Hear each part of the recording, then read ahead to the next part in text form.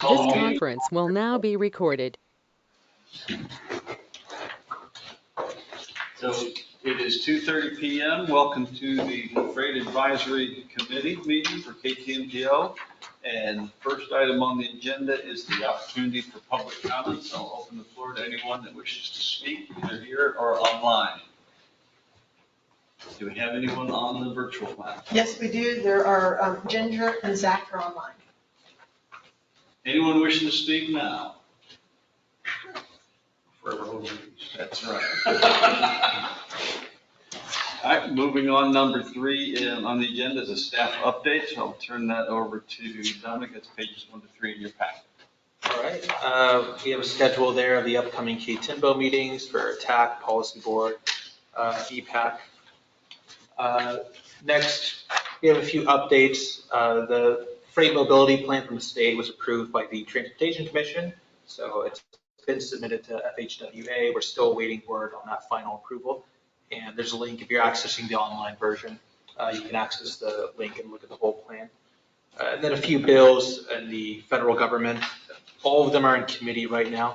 So HR 3372 would establish a voluntary pilot program for states to increase truck weights on federal interstates up to a certain amount on 6 axles. And if states want to participate, they can issue permits by vehicle or a fleet of vehicles. And they would specify acceptable routes and require the permit holders to report on accidents and other details like that. And that pilot program will go for 5 years, and then there will be the option to extend it. HR 3318 would increase the maximum weight that a commercial vehicle transporting dry bulk goods can carry on an interstate highway. And this is for certain cargo like flour that tends to shift on route. It's something like a variance of 10% per axle. HR 2948, this is called the CARS Act. If it's passed, it will require states to allow automobile transporters to operate on interstate highways at increased weights, allowing a 10% weight increase for certain types of haulers. Lastly, the Bell County Thoroughfare Plan has been approved and adopted by the Bell County Commissioners Court, and we have the link for the final plan on both the Bell County and the KTMPO websites. And then lastly, we just have the air quality update. And that's all. All right, any questions on the staff update?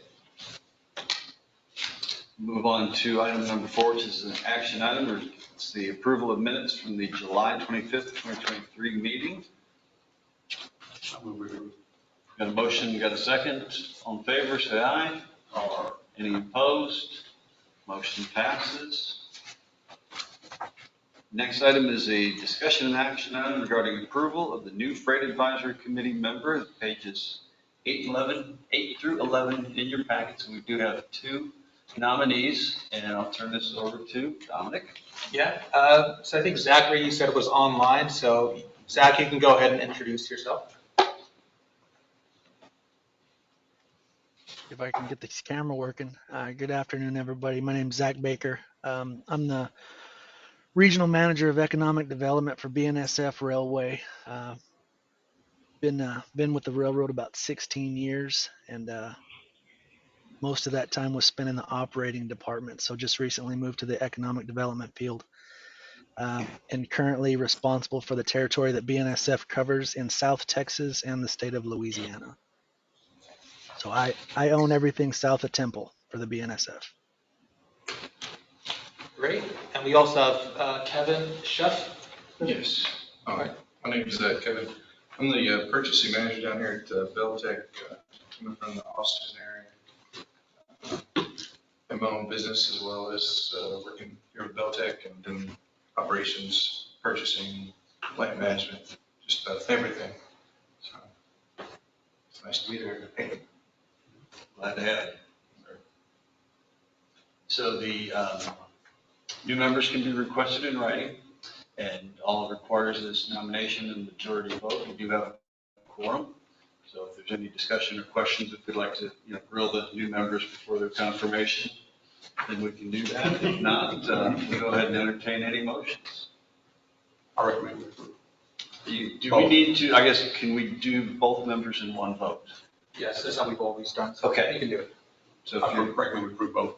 Okay, got a motion from Mr. Sled, and a second. Approve both. I think your hand went up first, LR. We do have a motion and a second. All in favor, say aye. Any opposed? Motion passes. Congratulations and welcome aboard. All right, moving on to the next. By severe tech, you have to have open. There's an open bar on this. There you go. He already scouted it out. And I am trying to keep moving. Keith said he's got a debrief that he needs to get to, so we're trying to move it along for his sake. The next item is a discussion and action item regarding approval of proposed revisions to the Freight Advisory Committee bylaws. Those are pages 12 to 20.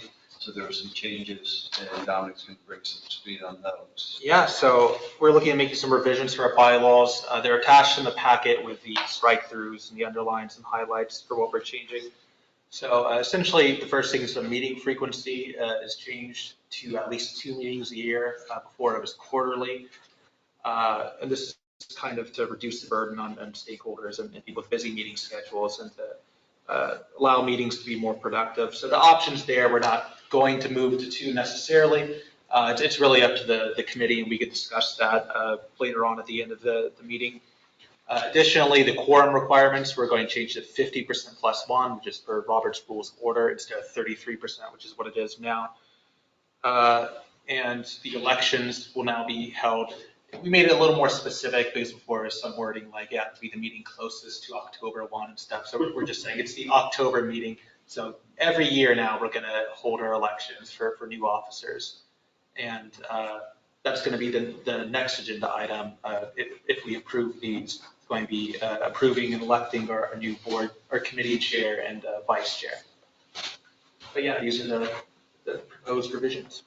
So if there was something that you needed an action from the Freight Advisory to, make a recommendation for a project or some federal money or what have you, we could call a meeting. Yes. But so as of right now, right. We're just going to have 2. Yeah. 2 is the minimum, but we discussed, I think there's the agenda item at the end. That's topics for next agenda, agenda items for next meeting. And there we could discuss if we want to move back to 2 or keep it quarterly, whatever works best for the committee.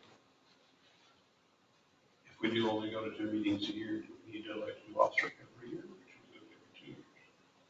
It would still be every year by the bylaws. It would just be, that's a good point. Yeah, if we're doing only 2 meetings a year, then that would mean one of those meetings, every other meeting, we'd be electing a new chair. Yeah.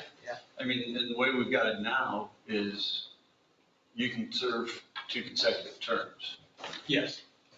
So it almost becomes, I don't want to say a done deal, but it just makes sense if we're already going to allow people to serve 2 terms, if we go to 2 meetings, just make it a 2-year term. So otherwise you're turning people over versus we'll have a chance to collect yourself. Show elected people, go home.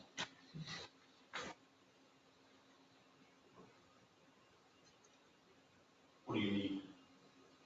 This would be a vote to approve, and you can approve it with any edits that are suggested by the committee. I would recommend we approve, and I would recommend we change it to 2-year terms for the officers. Do we want to retain the fact that you can serve consecutive terms then? Let's see why not. So do you want to have it be 2-year terms and still be allowed to do 2 consecutive terms? You can make that call in 2-year term. Yeah, for 2 years, we don't want to keep ducking around and voting out.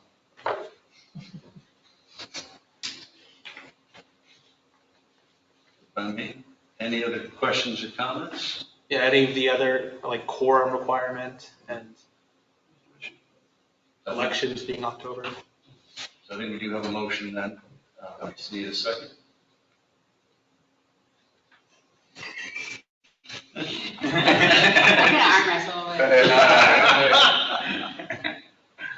Okay, all in favor of changes in bylaws? Say aye. Any opposed? None opposed, motion passes. On to the next, which is chair and vice chair. All right. So since we've already been meeting, I think, for over a year now, Jason has, with the current term, I guess it's changed now. But that's kind of weird because now we've changed the elections to being every 2 years, right? And that would mean that your term would now be extended. So. But I think the new we- term would be 2 years. Yeah.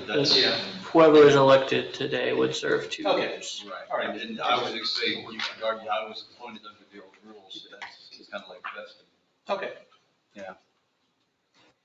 Yeah, so we have in the packet the outline of what the chairperson does. It's essentially presiding over the meetings, conducting businesses according to bylaws, and the other appropriate duties. Suggesting projects, collaborating with staff on that. Vice chairperson is there to take over in case the chairperson is unable to do his duties. And then if neither the chair or the vice chair can preside or do any of their duties, then we call a special election to replace the chairperson and then appoint or elect another vice chair. So it's really just open to anybody. You have to nominate yourself and choose somebody. Yeah, I'm happy to stay in the chair for the time being, and I'll grab those next. Be chair. Okay. All in favor, say aye. There you go. And And then, vice chair is currently Kara. It's one of the industry partners. That's us, just, yeah. somebody want to volunteer for vice chair? It's an easy game. Yes, you only take over if Jason can't Still take double it. work pay if you go for a vice chair. And I mean, and that happened once. I had a conflict, I had to dip out early, and Kara took over and chaired the meeting for the remainder of the meeting for me. So, I mean, it's not, I think we're looking at you. Okay. All right. Somebody over there want to make? Nominate myself. I think Kara just nominated you. Okay. Sorry. There we go. All in favor, say aye. All right. All right. Any opposed? There we go. We have a new vice chair. Usually these people don't show up. Yeah.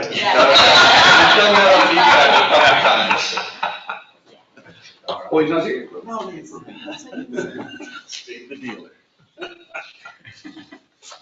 All right, so that is all the action items. The rest is discussion on local MPO freight topics. All right, so this is our regular agenda item that we have. It's completely open to the committee to discuss local or regional freight needs, issues, problem areas, anything you'd like us to be aware about, maybe projects you're working on related to freight, any updates like that. I would like to bring up one that I was being quiet about because there was a resolution coming, but it's been taken off the table. The FM 439 spur was supposed to be turned over to Millenville in 2024. And from what I understand, TechStot is not doing any take back right now. And so that kind of messed up that plan. So right now there's a dangerous left turn on that spur and it causes people to have to back up to let the semi trucks go through.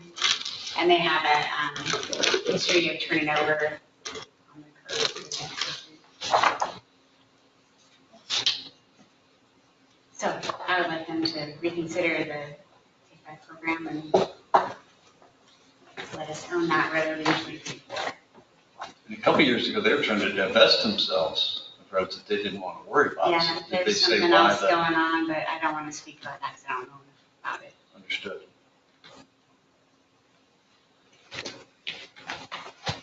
Anyone else?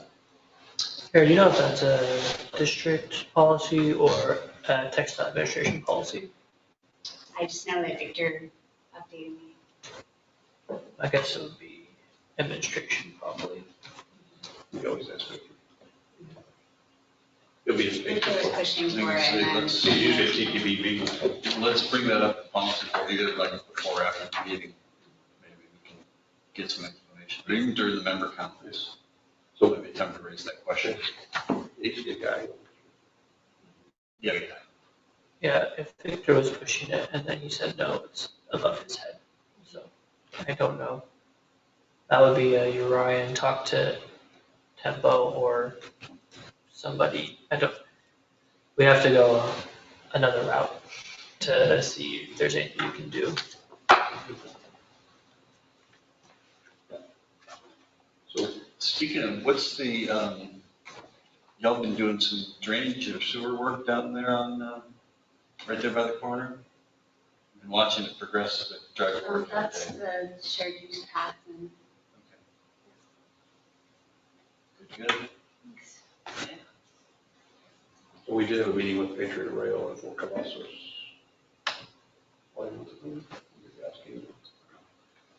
So they are interested in that digital freight facility on the west side. Mm-hmm. And so I think they're doing some work with that. They're waiting for Colossus.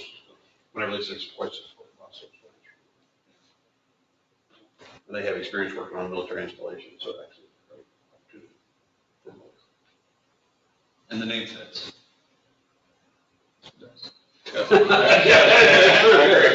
that's kind of karma. Yeah. So we'll see. Yeah, is there anything either, staff here can do or? No, city Coriel can is, do? or Copper's Cove is going to submit the Highway 9 ranch for textile funding as part of the project update. And they, I got them a letter from John Bernabé about it.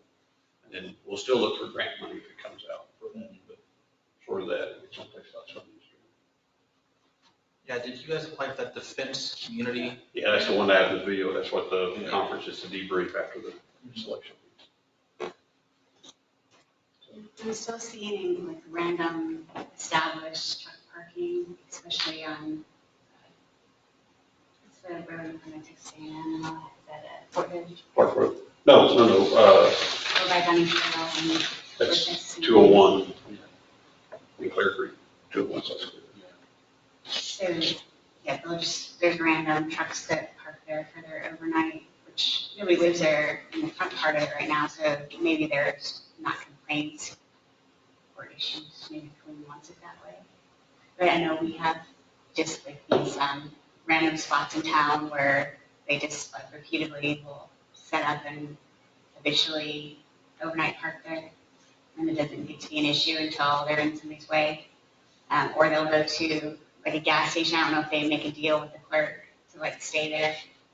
And then, but I'm not trying to say that those kind of things shouldn't happen, but I thought that one of our initiatives was to try and come up with like a regional plan for overnight truck parking that didn't get abused in a way where like they started doing mechanical work and, or, have a bunch of trash or nuisance for local neighborhoods. Yeah, we had that truck parking study a few years ago and stuff, obviously, that we had at one of our first few meetings. It's just a matter of, I guess, figuring out what kind of avenue we have to go down to be able to actually have parking sites constructed and stuff. I know we brought up the Truck Parking Safety Act, the federal government, that we're still, seeing if that will get passed, because that would create a grant program for it that we could specifically apply for. Yeah, and I think part of that study that was paired with an action from TxDOT to let like unused, their parcels that are kind of like unused be transformed into something formalized for them to park into. And so if they have those areas that match up to our plan, that would be maybe something that didn't really take a lot of investment to establish. But we'll reach out to them and see what those parcels are, and if we're able to do something about it. Yeah, we keep getting inquiries from developers, and they're sometimes vague about whether it's for a specific company and that company use only, or is it more of a public, commercial, you can come in and pay to park, and not necessarily be, a truck stop, but it's just a truck parking area that's somewhat secure. You looped in our police chief. Okay, who secures it? Is it police, or do you need to hire private security? And walking through some of our zoning ordinance of what the development's physically going to require. Well, they And park they just on repeatedly, their nothing industrial happens, street. so. In Temple, they're always on that industrial street overnight. It's a public All over the road, place, so I'm yeah. not sure how they like have special order over that or anything. Yeah, they're trying to discourage it. It's just, in case we have enough officers to go out there and knock on the window and chase them out. Sometimes it's just a matter of, are they causing a nuisance? Are they parked close enough to the road to become a hazard? Or are they throwing bottles of urine on the window and that's obnoxious? Or, if they're in the right of way, but they're otherwise out of the way, is it that big of a problem? Is it that big of a fish for that officer to fry that day? A lot of the answers no. We met with some of the groups from TxDOT too, they're studying what can be done, who needs to own it. And part of it becomes the land's owned by the EDC. If they turn it over to somebody that's gonna lease it out for parking, is that the most, profitable use of that property in the industrial park that's supposed to be set aside for economic projects? We keep running into that as well. To date, we haven't decided to fund one ourselves as the city or the EDC, nor have we found a commercial operator that wants to build a, pseudo truck stop. It's not cost effective for you to have a road. Build a giant parking lot, nobody's paying for it, but nobody's going to fund it. Well, Yeah, you and can if we're charge them not- right now where they're parking, just if you look for just like city parking lots. Yeah. Yeah, if they can get away with QR code and pay for it overnight. And then just for the record, the train still blocks Snowville all the time.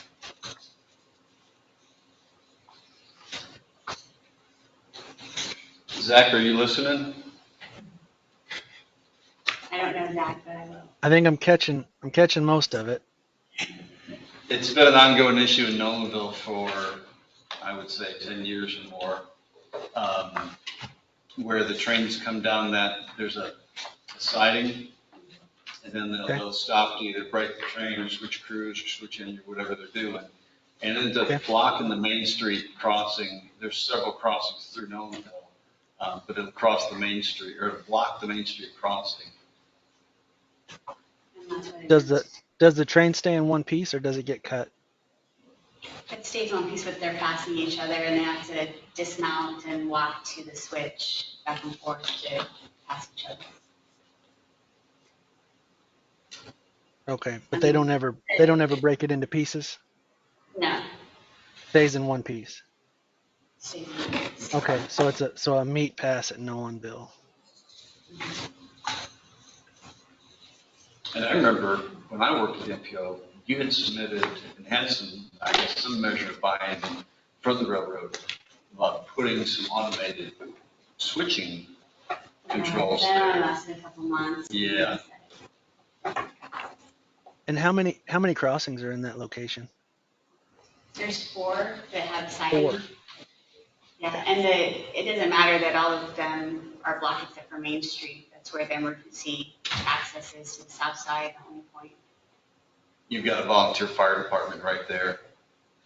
Okay. All right, I can do some digging on it and take it up with the local operating folks. See what I can do. We'll say Temple's got a couple of projects coming in. One's a TxDOT project that we helped them with a little bit of money for utility relocation.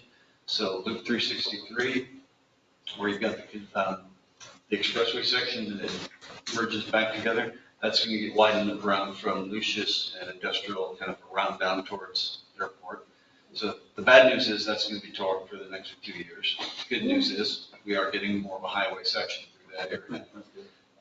And also up in the north part, the Temple out of the north, the last phase of that, which is going to go from Moore's Mill, realign and tie to 35 up by Hartenberger Road. We're getting bids for that this week.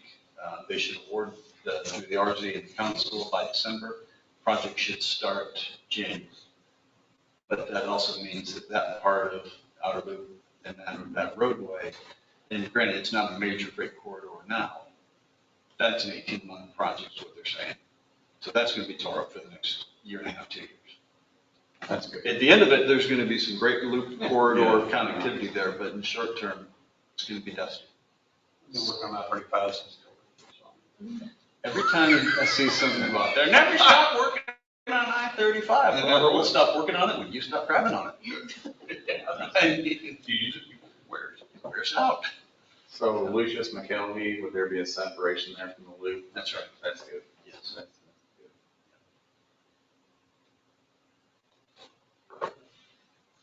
All right, anything else? Anyone online have anything they wish to share?